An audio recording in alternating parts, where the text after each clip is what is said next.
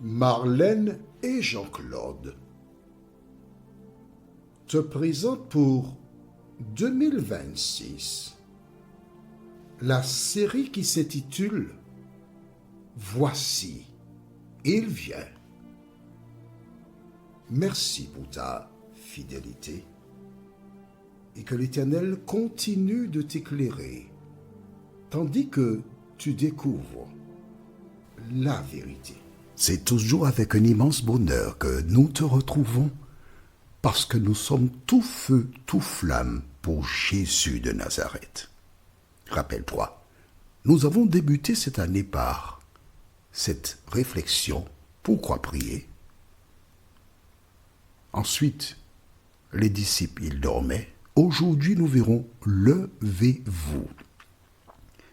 Quand j'ai vu ce titre dans le verset, cela m'a fait penser à une chanson qui dit « Levons-nous, Jésus-Christ nous appelle ». Et dans le refrain, on peut lire « Combattons pour notre Maître ». À partir du moment où tu es un chrétien, tu es un combattant. Tu combats pour l'Éternel. Tu es la lumière du monde, le sel de la terre. Aujourd'hui, nous allons voir donc ce thème « Levez-vous ». Et la référence est Matthieu 26, versets 44 à 46. Avant de l'aborder, recherchons les directives du Saint-Esprit. C'est vers toi que nous tournons nos regards vers ô Éternel. À travers les deux références lues, nous avons vu que la prière s'adressait à toi, Dieu.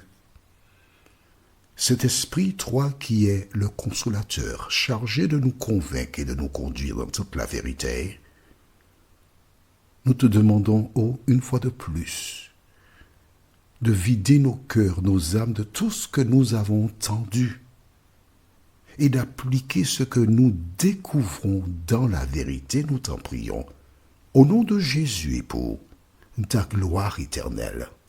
Amen. Lisons donc les références du jour, à savoir dans Matthieu 26, versets 44 à 46. Que dit la parole?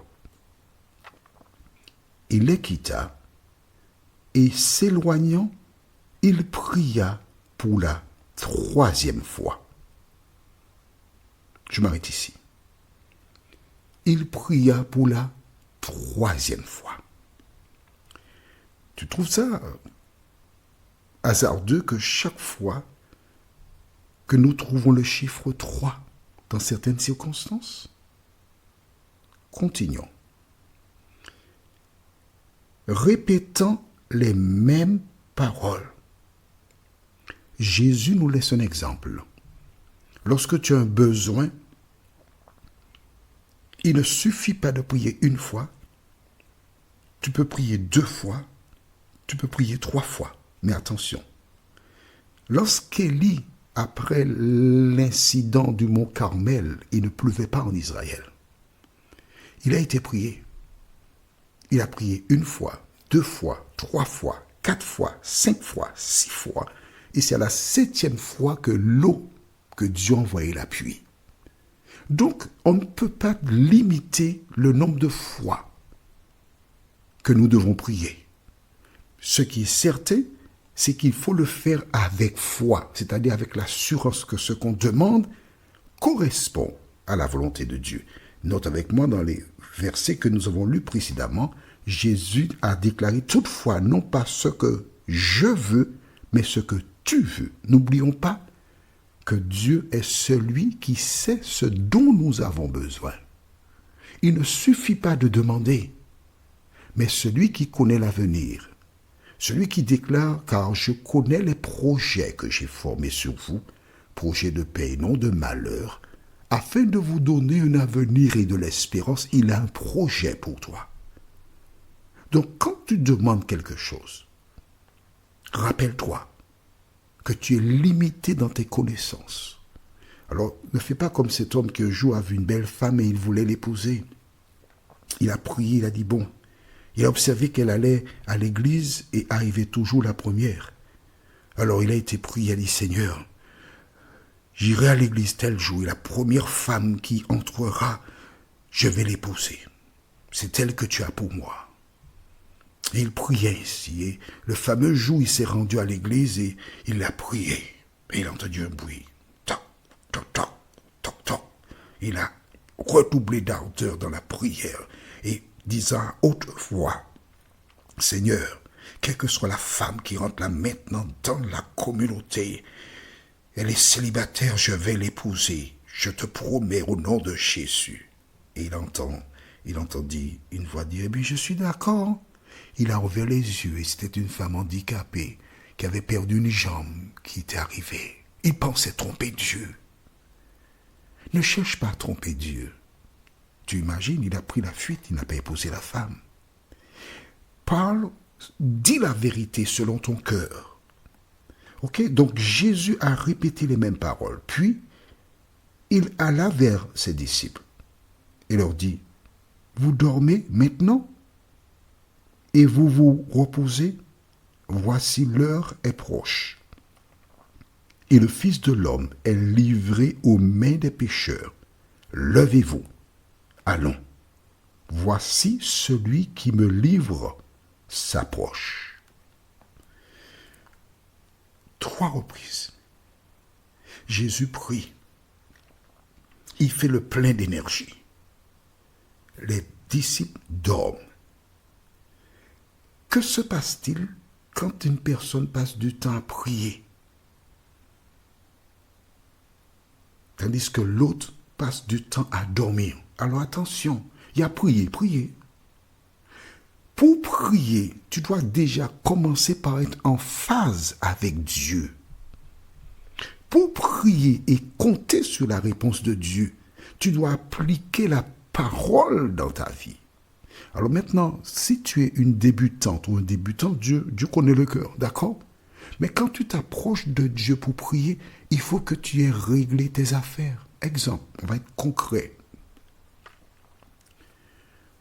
Tu es marié et tu es en colère contre ton épouse ou contre ton époux, vous êtes en mauvais terme, vous ne vous parlez pas et tu vas prier. Mais non, tu perds ton temps. Faut pas faire ça, non? Faut pas faire ça. Avant d'aller prier, tu dois voir ton épouse ou ton époux, faire la paix, échanger, terminer l'échange par « écoute, je regrette mon comportement, je te prie de me pardonner ». Et l'un pardonne à l'autre. Et quand on a fini cela, on prie. À ce moment, tu peux aller prier l'Éternel. Mais aussi longtemps que tu es en mauvais terme avec quelqu'un, tu es en danger. Tu es en grand danger. Imagine que pendant que tu es en mauvais terme avec cette personne, tu fais malaise, tu meurs. Tu seras où? Dis-moi. Tu seras sauvé? Mais non, tu plaisantes. Mais non. La Bible te dit que tu dois être en paix avec tous les hommes. Pas que les hommes et les femmes. On est d'accord? Tu dois être en phase avec la parole de Dieu. Tu comprends ça? Tu as un voisin, vous êtes en mauvais terme. Mais non, tu es la lumière du monde. Alors, si vous n'êtes pas d'accord sur certaines choses, mais quand même se dire bonjour, la moindre des choses, et se respecter. Vois-tu, Dieu est bon, mais ce n'est pas un bonbon. Il y a une différence. Hein? Alors Jésus, lui, il remplissait les conditions. Et quand tu remplis les conditions, tu vas à Dieu. Tu lui présentes une situation. Tu peux être certain qu'il t'exaucera selon sa volonté. Écris dans le cahier. Voici pourquoi tu as le cahier, justement. 1 Jean 3, verset 22. Un verset que je ne connais pas au cœur, que j'aime énormément. 1 Jean 3, verset 22. Écris cette référence. C'est bon? Tu as écrit 1 Jean 3, verset 22. Pour ceux qui ont la dextérité, c'est à la fin de la Bible. Le dernier livre, c'est Apocalypse. Juste devant, tu as Jude. Ensuite, 3 Jean, 2 Jean et 1 Jean.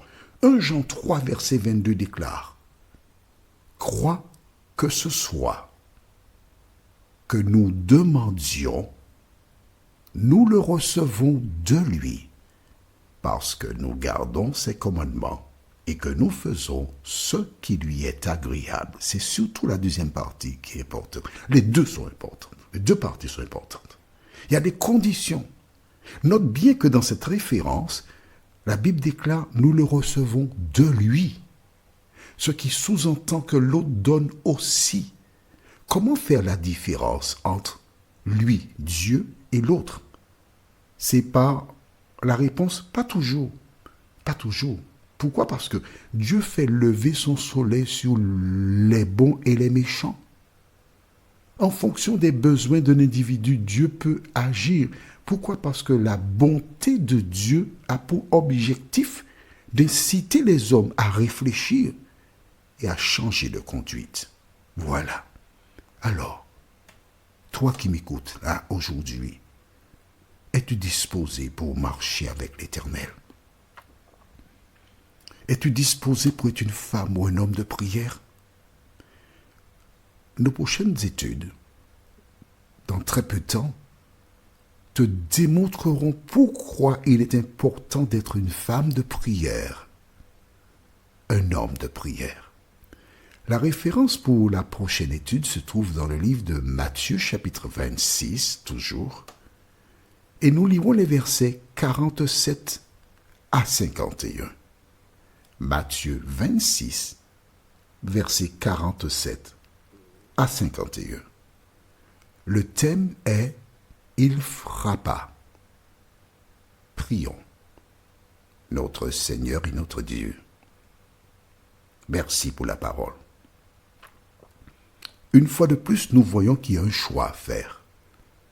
En Éden, tu avais dit à Ève et Adam, voici la démarche à avoir. Là, nous voyons que Jésus a prié et les disciples, eux, n'étaient endormis. Qu'arrive-t-il lorsqu'on est endormi? Tu nous révéleras et tu nous permettras à ne pas être endormis, nous t'en prions. Nous t'avons prié au nom de Jésus pour ta gloire éternelle. Amen. Que l'Éternel continue de veiller sur toi et il me tarde de te retrouver. Nous sommes parvenus au terme de notre réflexion. Si d'aventure tu as une question, il te suffit d'envoyer un message par le biais de WhatsApp au numéro suivant, plus 596 696 88 93 93. Et alors Jean-Claude, moi, je me ferai un réel plaisir de répondre à ta question.